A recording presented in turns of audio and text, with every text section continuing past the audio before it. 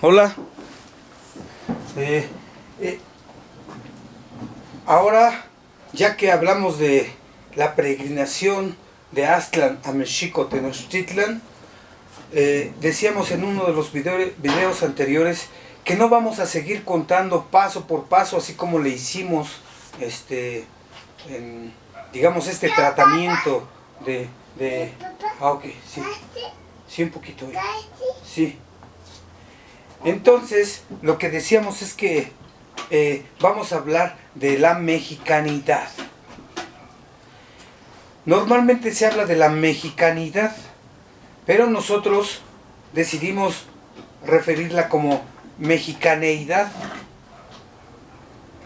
no por mero capricho, sino para distinguir lo que nosotros nombramos la historia narrada fenomenológicamente y la historia narrada historiográficamente. Entonces, nuestro texto que escribimos después de este se llama Aportes a la filosofía, poesía e historia de los aztecas 2. Y el de nosotros se llama Origen y misterio de la mexicaneidad. Para hablar de eso, nos basamos también en varias fuentes, pero principalmente en la de Diego Durán, ¿sí? Quizás porque no sabemos de lleno náhuatl, ¿sí? Quizás más adelante los especialistas, digamos los filósofos que quieran entrarle a esto de la fenomenología, de la de pensar de los antiguos mexicanos, pues puedan llegar un poco más. Nosotros meramente lo que hacemos es aportes. ¿Por qué aportes? Porque meramente hacemos ciertos señalamientos, ¿no? No nos dedicamos ahí a hurgar, ¿sí? Un tema de tesis sería, no sé, la fundación de Mexico Tenochtitlan, y entonces ir a esos términos, ¿no? ¿Qué significa esto? ¿Qué significa lo otro en náhuatl? ¿No?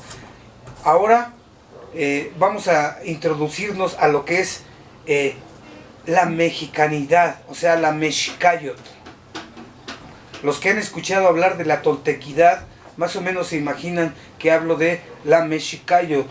Esta palabra, pues, está escrita en este libro que ya les hemos invitado a leer, que también el mismo autor escribió este libro. Una es Crónica Mexicana y la otra es Crónica Mexicayotl. Las dos, esta está escrita en español y la otra está escrita en náhuatl. Tiene dos traducciones, ¿sí? Entonces, el asunto es que poco a poco le vayamos entrando al náhuatl y veamos, digamos, como la posibilidad de profundizar, de elevarnos y profundizarnos lo que más podamos.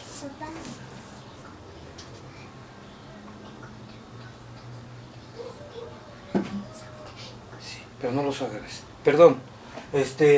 Introducción a la mexicanidad. Para eso vamos a ver todavía este asunto de los temples, casi exclusivamente los temples, pero en momentos que tienen que ver con acontecimientos históricos que, digamos, han removido la esencia de los mexicanos, de los antiguos mexicanos. Más o menos es los temples. Lo fuimos viendo a lo largo de la peregrinación, en donde los mexicanos se les ordena por orden de su Dios los 6 mandamientos, que señalamos uno, el cuarto mandamiento: solo gobernarán los que son tejihuaque, los guerreros que ya son, los que ya han cautivado, dice Navarrete. Y Paso y Troncoso decía algo así como que los que ya han sido, ¿sí? Solo los que ya han sido pueden gobernar. Solo los que ya son, porque han sido, pueden gobernar. Esto es con relación a su ser. Entonces, el temple, que está referido precisamente a su ser, hemos distinguido temples ordinarios, ¿sí? Temples ordinarios, por ejemplo, como la codicia de los tlatalecas, como la avidez de los de Michoacán, como este rencor de la Malinalxóchitl, ¿sí? Ese es su ser de ellos.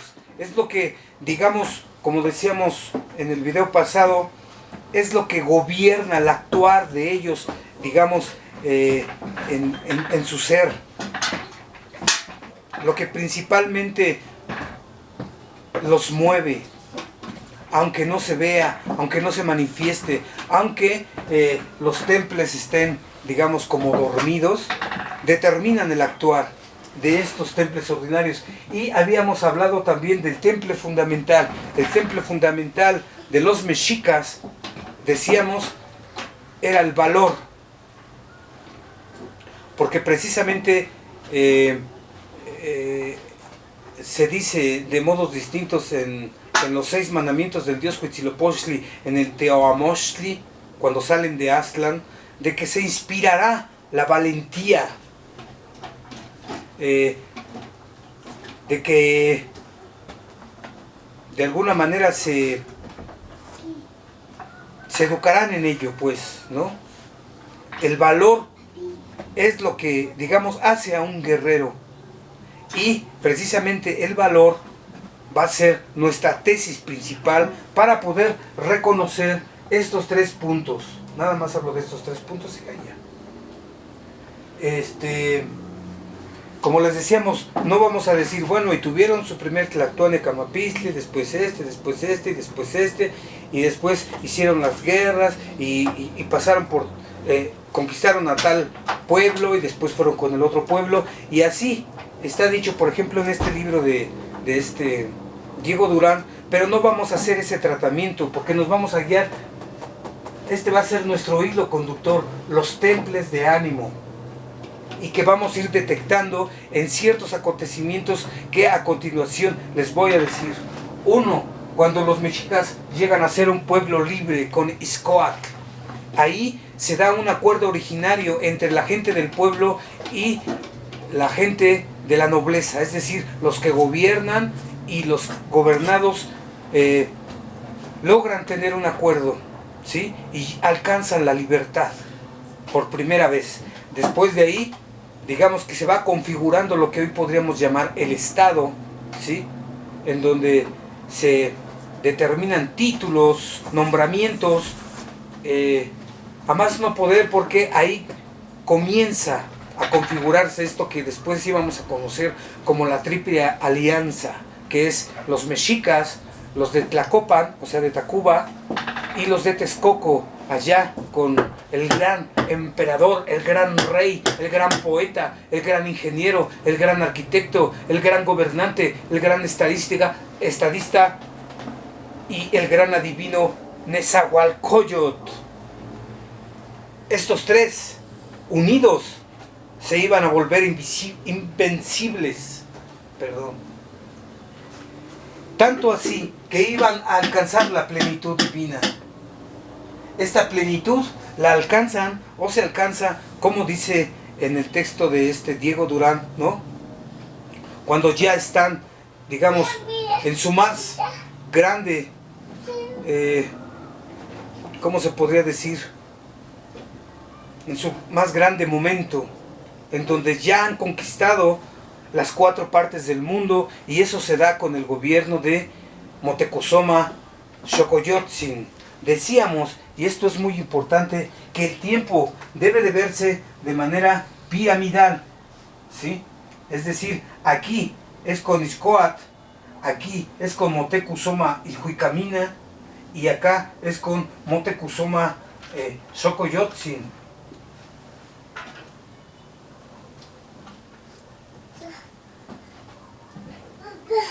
Entonces, digamos que el pueblo libre comienza aquí, la plenitud divina se alcanza aquí y la caída se alcanza aquí. Así se ve el tiempo como finitud.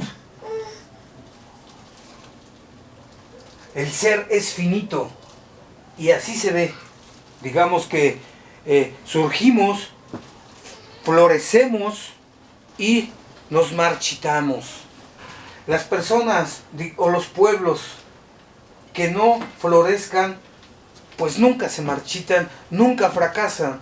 Un verdadero fracaso es el que viene de la cúspide, ¿sí? No es alguien que pasa así y fracasa, no. Este fracaso obedece a una plenitud divina, al esplendor de los dioses y los hombres aquí en la tierra. Y eso pues ya no sucede.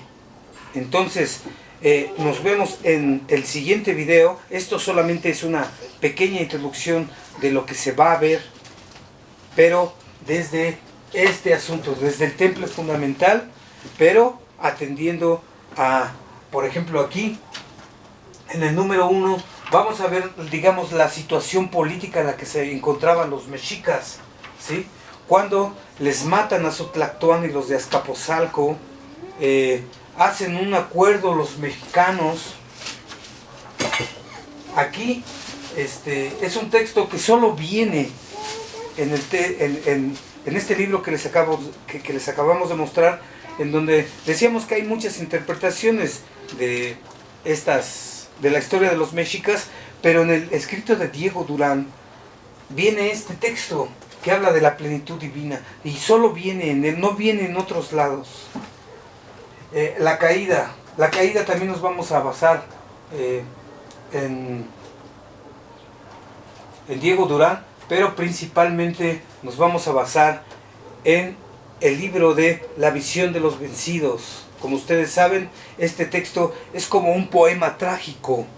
No solo es divulgación, sino, digamos, es la composición de un poema trágico que está en espera de ser cantado por un poeta, para que no haya, digamos, estos como estudios, sino es como un poema trágico al estilo de los de Sófocles o al estilo de los de Esquilo, ¿sí? Nada más que aquí es la tragedia mexicana, y yo creo que eso es todo. Gracias.